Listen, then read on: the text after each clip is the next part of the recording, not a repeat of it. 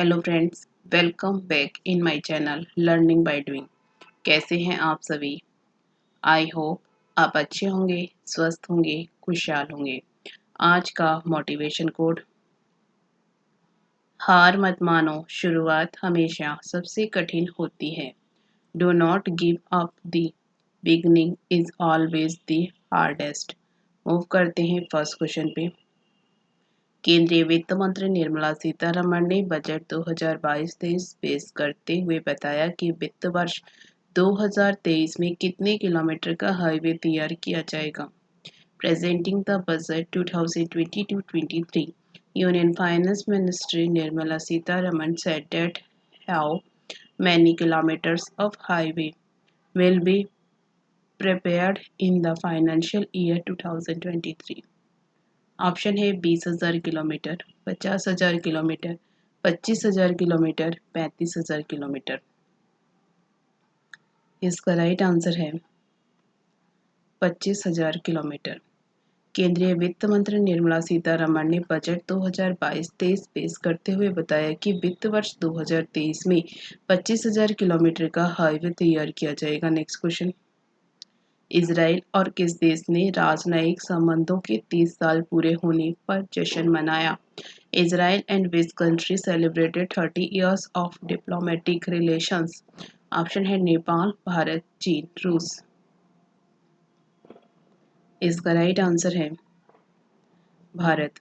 Israel और भारत देश ने राजनयिक संबंधों के 30 साल पूरे होने पर जश्न मनाया। Next question. वित्त मंत्री निर्मला सीतारमण ने 1 फरवरी को घोषणा की कि ग्रामीण और शहरी क्षेत्रों में कितने घरों को लाभार्थियों के रूप में पहचाना जाएगा।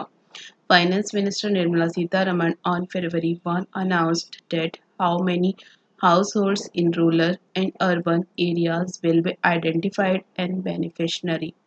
ऑप्शन है 20,000, 30,000, 40,000, 60,000। इसका राइट आंसर है 60,000। वित्त मंत्री निर्मला सीतारमण ने 1 फरवरी को घोषणा की कि ग्रामीण और शहरी क्षेत्रों में 60,000 घरों के लाभार्थियों के रूप में पहचाना जाएगा। Next question.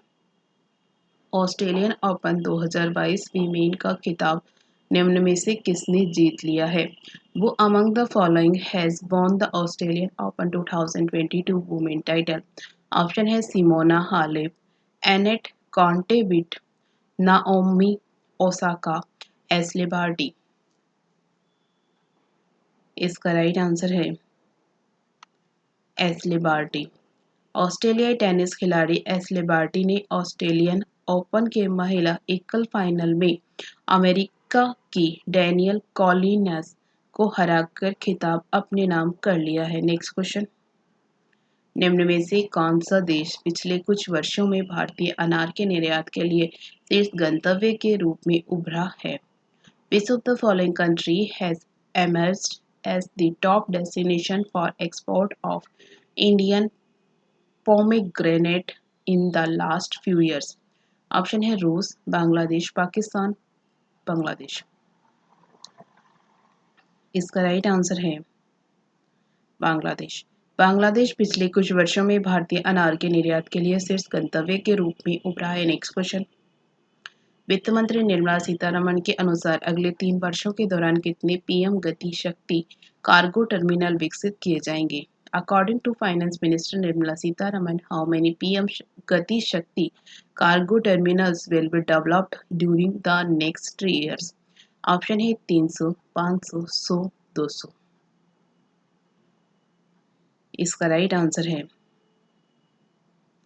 100।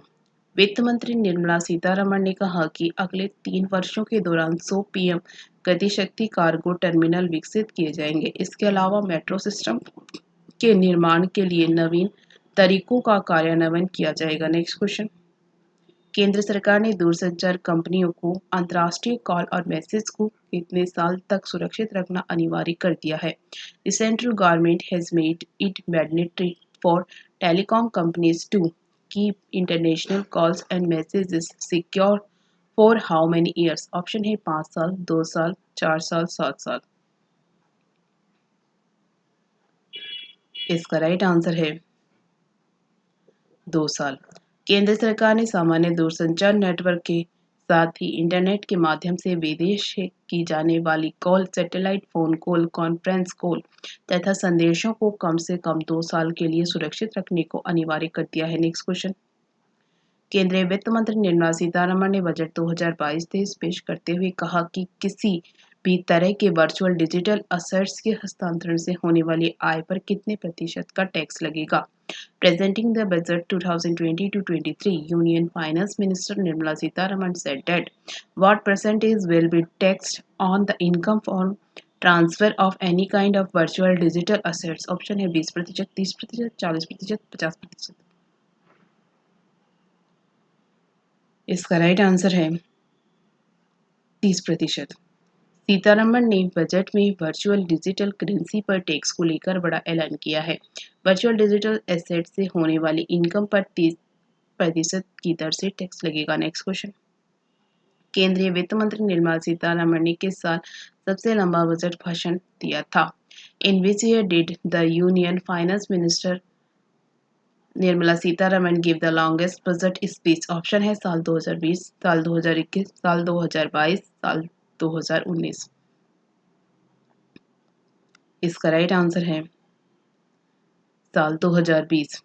केंद्रीय वित्त मंत्री निर्मला सीतारमण ने 1 फरवरी 2022 को अपना सबसे छोटा बजट भाषण लगभग 90 मिनट दिया। सीतारमण के नाम सबसे लंबा बजट भाषण देने का रिकॉर्ड है और 1 फरवरी 2020 को केंद्रीय बजट पेश करते हुए वे 2 घंटे और 40 मिनट तक बोली थी। उन्होंने साल 2019 में 2 घंटे और 17 मिनट का बजट भाषण दिया था। Next question. हाल ही में किस टेनिस खिलाड़ी ने ऑस्ट्रेलियन ओपन 2022 का खिताब जीत लिया है? Which tennis player has recently won the Australian Open 2022 title? Option है Novak Djokovic, Rafael Nadal, Jimmy Connors, Ivan Lendl. इसका राइट आंसर है राफेल नडाल। ऑस्ट्रेलियन ओपन के फाइनल में स्पेन के राफेल नडाल ने रूस के डेनियल मेदवेदेव को हराकर खिताब अपने नाम कर लिया है। Next question. निम्न में से किस कंपनी ने अब भारतीय एयरटेल में $1 बिलियन निवेश करने का समझौता किया है? Which of the following company has signed an agreement to invest $1 billion in भारतीय एयरटेल? ऑप्शन है गूगल, फेसबुक, ट्विटर, एप्पल। इसका राइट आंसर है गूगल। दिग्गज टेक कंपनी गूगल ने भारतीय एयरटेल में $1 बिलियन निवेश करने का समझौता किया है। Next question. केंद्र सरकार ने हाल ही में किसे नया मुख्य आर्थिक सलाहकार नियुक्त किया है? Who has recently been appointed as the new chief economic advisor by the central government? Option है विपुल Bansal, TV Somanathan, Vivek Singh, doctor V अनंत नागेश्वरन। इसका राइट आंसर है डॉक्टर वी अनंत नागेश्वरन। केंद्र सरकार ने हाल ही में डॉक्टर वी अनंत नागेश्वरन को देश का नया मुख्य आर्थिक सलाहकार नियुक्त किया है। Next question. वित्त मंत्री निर्मला सीतारमण के अनुसार अगले 3 साल में कितने वंदे भारत ट्रेनों का निर्माण व विकास किया जाएगा? According to finance minister Nirmala Sitharaman, how many Vande Bharat trains will be manufactured and developed in the next 3 years? Option है 500, 600, 200, 400। इसका राइट आंसर है 400। वित्त मंत्री निर्मला सीतारमण ने लोकसभा में केंद्रीय बजट 2022-23 पेश करते हुए बताया है कि अगले 3 साल में 400 वंदे भारत ट्रेनों का निर्माण व विकास किया जाएगा। Next question. वित्त मंत्री निर्मला सीतारमण ने बताया कि पीएम ई विदा के 1 क्लास 1 टीवी चैनल कार्यक्रम को 12 से कितने टीवी चैनलों तक बढ़ाया जाएगा? Finance Minister Nirmala Sitharaman said that PM E-Vida's 1 Class 1 TV channel program will be increased from 12 to how many TV channels? Option है 200, 250, 300, 350। इसका राइट आंसर है 200। वित्त मंत्री निर्मला सीतारमण ने बताया कि पीएम ई विदा के 1 क्लास 1 टीवी चैनल कार्यक्रम को 12 से 200 टीवी चैनलों तक बढ़ाया जाएगा। Next question.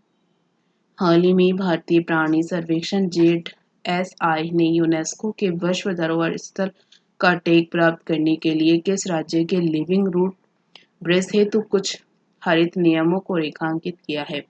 Recently, the Zoological Survey of India (ZSI) has outlined some green rules for the living root bridge of which state to get the UNESCO World Heritage Site tag?